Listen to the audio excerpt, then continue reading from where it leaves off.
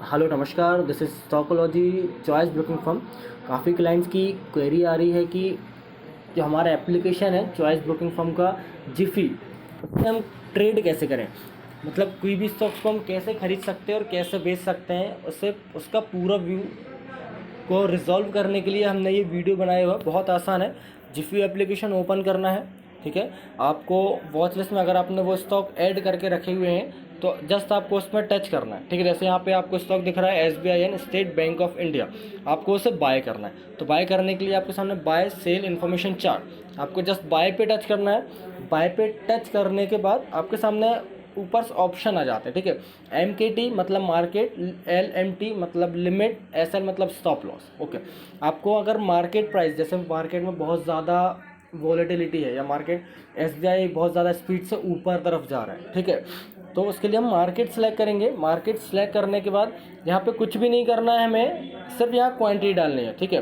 Quantity में जैसे अगर 1 क्वांटिटी है तो एक शेयर खरीदने के लिए आपको 502 रुपीज़ और 95 पैसा लगेगा, ठीक है। अब हमारे पास उतना फंड डीमेट अकाउंट में होना चाहिए। जैसे समझिए कि आपको 100 क्वांटिटी बाय करनी है, तो 100 क्वांटिटी बाय करने के लिए आपके अकाउंट में 50,295 रुपीज़ अप्रॉक्स होना चाहिए, तब आप ही 100 क्वांटिटी SBI स्टॉक के बाय कर सकते हो, ठीक है।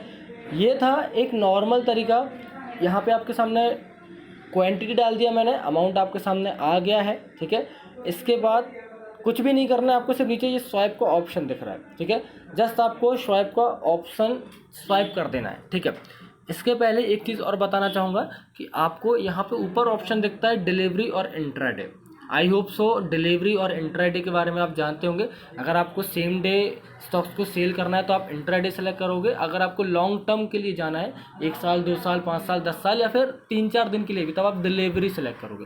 ओके, ठीक है। जैसे कि आपको अगर इंट्राडे करना है तो इंट्राडे में आपने सेलेक्ट किया। इंट्राडे सेलेक्ट करने के बाद आपको कुछ भी नहीं करना है, जस्ट आपको यहाँ से क्वांटिटी डालना है। क्वांटिटी के बाद आपके सामने अमाउंट का ऑप्शन आ जाएगा, यहाँ से आप डायरेक्ट स्वाइप कर देंगे। जैसे ही आप स्वाइप करेंगे आपके सामने जस्ट एक मैसेज आएगा, ऑर्डर रिसीव, ठीक है, योर ऑर्डर है एग्जीक्यूटेड। अभी यहाँ पे आपको ओनली AMO अलाउड दिख रहा है, क्यों? क्योंकि से आज मार्केट बंद है, ठीक है। जैसे कि आपने अगर स्टॉक बाय कर लिया है, वहाँ पे एग्जीक्यूट हो गया है, तो एग्जीक्यूट होने के बाद आपको सिर्फ चेक करना है।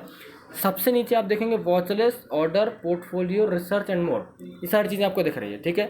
यहाँ पे आपको लास्ट नीचे साइड में पोर्टफोलियो दिखता है, पोर्टफोलियो दिख रहा है। पोर्टफोलियो के सामने आप जस्ट आप पोजीशन में जाएंगे, ठीक है। यहाँ पे मेरी एक पोजीशन लगी हुई है मारुति की, ठीक है। मारुति की पोजीशंस में मैंने ऑप्शंस का ट्रेड लिया हुआ था, तो यहाँ पे आप मुझे थोड़ा लॉस दिख रहा है, ठीक है।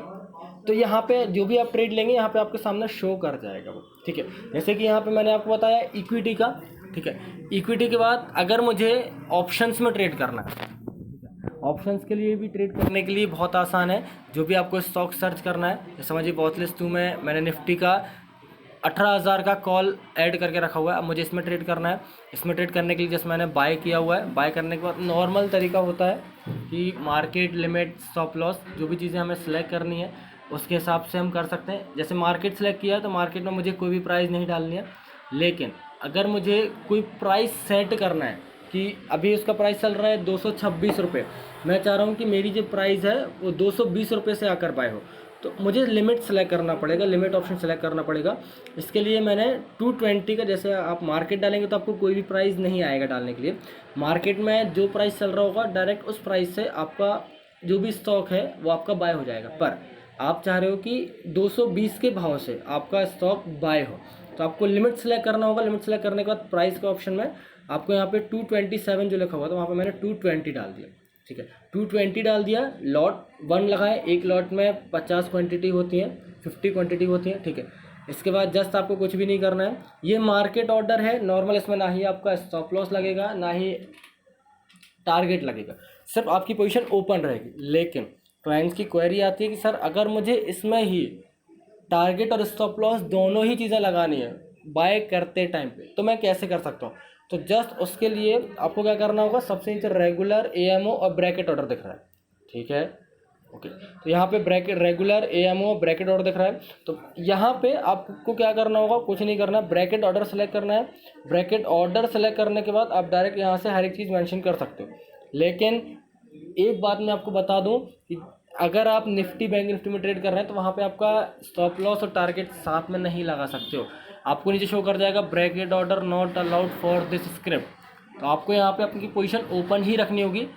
जैसे आप पोजीशन ट्रेड कर लेते हो उसके बाद आप फिर से वो मैं आपको बताऊंगा कि कैसे आप उसमें दोबारा या तो टारगेट या स्टॉप लॉस आप लगा सकते हो। अब जस्ट नॉर्मल मैं आपको बताया था कि यहाँ पे ट्रेड कैसे कर सकते हो। आपने लिमिट सेलेक्ट किया हुआ है, प्राइस आपने डाल दिया हुआ है, यहाँ पे आपको डालना है 220 के भाव से आपका बाय होना चाहिए। यहाँ पे आपने देख लिया है कि आपका इंट्राडे है, डिलीवरी है। ये एक बार और ट्रेड करने के पहले डिलीवरी और इंट्राडे सेलेक्ट ज़रूर कर लीजिएगा, एक बार रीचेक ज़रूर कर लीजिएगा।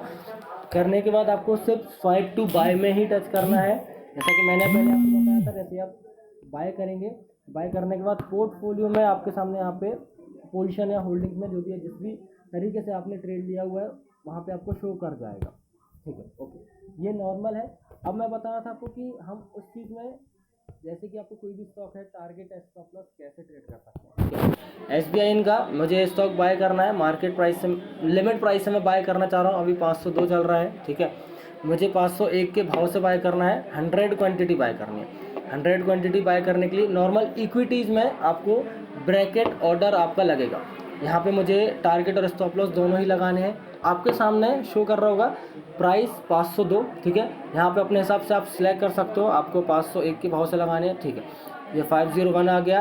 टारगेट प्राइस जितना भी आपको लगाना है, समझिए कि 5 पॉइंट का आपको टारगेट लगाना है। तो 501 लिखा है तो यहाँ पे आपको कितना डालना पड़ेगा, 506 आपने डाल दिया, मतलब 5 पॉइंट का टारगेट आपने लगाया हुआ। स्टॉप लॉस की बात करूँ तो स्टॉप लॉस आप चाह रहे हो कि 5 पॉइंट का आपको स्टॉप लॉस भी लगाना है, ठीक है। तो 501 चल रहा है तो यहाँ पे कितना आ जाएगा, 496, ओके, ठीक है। 496 का आपने लगा दिया हुआ है।